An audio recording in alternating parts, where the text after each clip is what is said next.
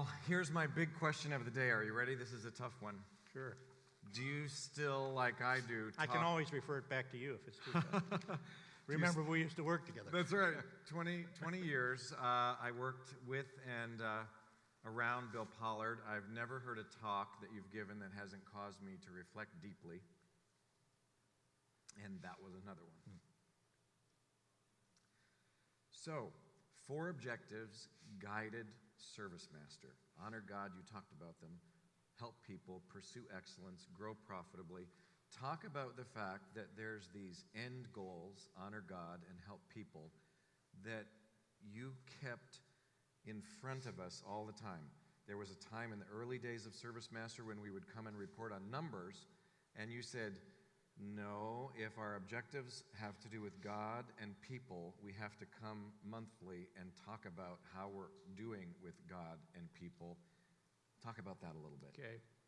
We had a process in Service Master that we called, and Greg will kind of hinge a little bit when I say this, the rolling quarter process. And that meant every month all of our units met with the person that unit was reporting to and reviewed what happened the last month, what they were projecting happening this month, and what's going to happen next month. So we kind of kept a rolling meter keeping going, and you can, as we got bigger, this was more and more important in trying to understand what was happening in the company. But it obviously got captured by numbers and by profit and by number of customers and maybe lost some customers or add some customers and so forth. So it got dominated by that, and that's when we said, you've got to talk about how you're implementing these objectives and what they mean and what's happening in this particular unit as well. It's not just about the numbers, and that's got to be part of our rolling quarter meeting. Yeah, so you had us not just report on P&L and balance sheet, but we actually had to talk about how we developed people. Right. And were we trying to measure that, and how do we measure it? Yeah. Remember, you can text your questions to 22333. So just take out your cell phone and punch in 22333 with a question for Bill, and we'll see them on the screen. There was a Bible verse in the annual report, the report that the SEC saw, that the people you talked to on Wall Street saw. Talk about that, because that's very unique. Yeah. Some people would say, I'm not putting a Bible verse on the public document. Yeah. Well, it was another way of identifying the source we looked at for truth. And, of course, part of my responsibilities was to be on Wall Street at least every quarter. And I used to not start with repeating those objectives. I used to just start out and say, I wonder is there anybody in the audience that has a question about our corporate objectives? That's how I started out making a financial presentation on Wall Street. And sure enough, somebody would then have the guts to raise their hand and so forth. And I know I had all kinds of responses like, oh, you're trying to turn your business into a church, and and what about discrimination? What about people don't believe the way you do, and so forth. That raised the issue, so they could feel free to raise it if they wanted to. But I think that gets back to the importance in the marketplace of being inclusive without losing and becoming pluralistic. And if you want to know where that line is drawn, it's a very, very thin line at times. But if you're not inclusive, then you better just have a business and sell only to Christians. Because you've got customers out there that aren't Christians, and you want to sell to them as part of growing your business. So the marketplace is a wonderful place to reflect the diversity of the world that God so loves. And that's the world he does love. So here's a question from the audience. How do you measure development of people? Well, one of the ways we did it is to look at accomplishments. And we never had, I'll tell you how we disciplined ourselves to some extent on this in the promotion of people in the company. So anyone who was promoted to an officer position was typically reviewed with our board of directors. And when the person was when that review was made of the person making the review had to describe how did they develop in people. Give us some examples of the people they've developed in the company. So in looking at their ability to take a greater level of responsibility in the company, always the question was asked, how are they specifically developing people? It wasn't just developing people so that the people in the firm so that they could do more. It was also sometimes developing people by being involved in a family situation or not. And we encouraged the Christians in our business to be available, to be engaged if there were family issues, and to have a organization where people felt free to discuss their problems at home, whether there were problems with their kids or with their spouse, all as part of understanding the person and trusting the person they were telling. And how about, here's another question from the audience, how did we talk about honoring God every month? So you have to report on how did you honor God, and what does that mean when some of the employees and some of the leadership weren't necessarily evangelical Christians? Well, I had people answer that one by talking about an experience in serving a customer and doing it well. And he said, I don't believe in God, but I think that honors God. Yeah. And, I think it did honor God, because that's what we stood for as a company.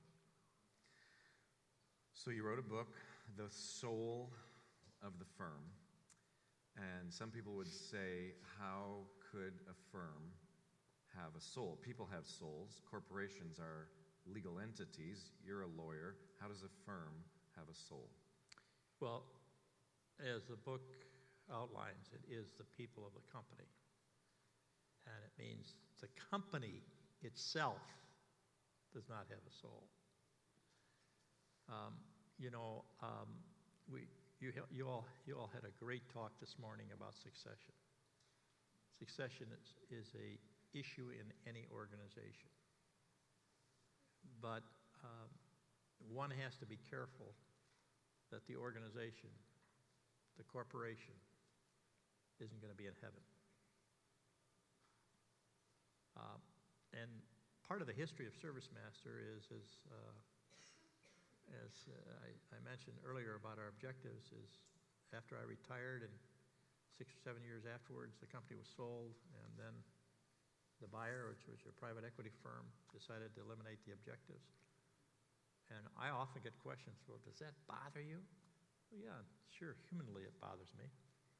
But I remind them that we were not a Christian company, and I'm not worried about whether ServiceMaster as a company is going to go to heaven or not. That's a very powerful statement. Sometimes we as leaders are attaching our soul to a firm as if it has a soul, and we get the two mixed up. Yeah. As I read my Bible, the only organization that has an eternal value is the church. David Bentall talked about when he was going up the steps to church on Sunday after he was unattached. Yeah. That's a nice way to say fired by his brother or brother-in-law. He felt that half his face was gone. You left ServiceMaster in a completely different way, and you were no longer part of the firm. But was there a time after you were unattached from Service Master that you felt there was a bit of an identity crisis maybe, or a who am I moment? That's a great question. As my dear wife Judy would tell you, I'm a person who somehow finds myself busy doing things even now. By the way, she wished she could have come, but she's having a special. We've just moved, and she's having a special event for the women in the neighborhood, and she had to pull that off today, so she couldn't come with me. But so I've always found myself with things to keep occupied with. Yeah. I remember a restaurant. I've never told you about this conversation, but Bob Groff, not Goff, but Bob Groff, one of my peers, and I were having a breakfast meeting in a restaurant in Seattle. He had been with Service Master 30 years and me 20, and we looked at each other and we're both kind of tearing up, saying we think there was times in the journey we got God and Service Master mixed up. And that was because the 4 objectives were so powerful. And the pen said, if you don't live it, you don't believe it. So everything about us, my wife could testify, almost became that the soul of the firm was me and I was the firm, and everybody, if I was a hammer, everybody was a nail. If I was Service Master, everybody could be employed by me because we were hiring people left, right, center, and sideways. And then I was gone, and then it was, wait, who are we anyway? Yeah. Well, there were reminders. I will tell you about one very strong reminder I had of this, because I was traveling about 70% of my time, 75% of my time, and obviously that was a lot of time away from home. And I was, in my schedule, in that kind of a schedule, I had the basketball games of my sons and a few other things like that scheduled so that I make sure I'd be home for those. But I was away a lot, and I remember I had gone out to have a visit with Drucker about our next business plan, and I reviewed the whole plan with him and listened to his comments. And I said, Peter, I said, what do you think? And he gave me his comments. And then I tried to summarize what he was telling me. And so I started out with my summary to Peter. I said, Peter, what you're telling me is I've got to sort out my priorities. He slammed his hand on the table. He said, no, Bill. Find out the priority and do it. And then he gave me a lecture in the word priority. It came into the English language in the 14th century. It was singular all the way up to the 20th century. It wasn't until the 20th century that we pluralized it. And, I was thinking about what he meant on our business plan and what was the priority in that business plan to make sure it got done. And I was back in my hotel that night, reading in my Bible. And I was in the Sermon on the Mount. You know that passage. Seek ye first the kingdom of God and his righteousness, and all these things will be added unto you. And I said, God, that's the priority of my life. If what I'm doing is not seeking you, I got to stop it. If you're not in it, I got to stop it. And that was an important message for me to get. Here's a great question. How did you get the values of Service Master inculcated at the lowest level of the organization? So how did a subsidiary company in a city you didn't go to often have an employee who sprayed a lawn with chemicals understand, honor God, help people, pursue excellence? Well, you realize it would have been possible for me to have any kind of an audit that would cover 200,000 people.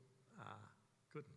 So I had to dip at different times. And one of the reasons why I was doing a lot of traveling out there is because when I traveled, I didn't just meet with the senior officers of the unit. I spent time out talking to customers and seeing what we were delivering. And I try to and talking to our people delivering it. Because again, I was remembering those days when I first joined Service Master, doing the service work. And we instituted in the company, and you remember this, that a We Serve Day. So no matter what your position was in the company, you spent 1 day a year serving our customers. So whether you were in the IT department, in the accounting department, whether you were the CEO of the company or whatever you were, you always had that as a commitment to spend 1 day out serving the customers. And those were great days for me. Well, thanks for being a leader that I could always look up to and know that when I thought about you and the office of the president, there would be integrity and a person who always honored God. Thank you so much. Thank you. Yeah.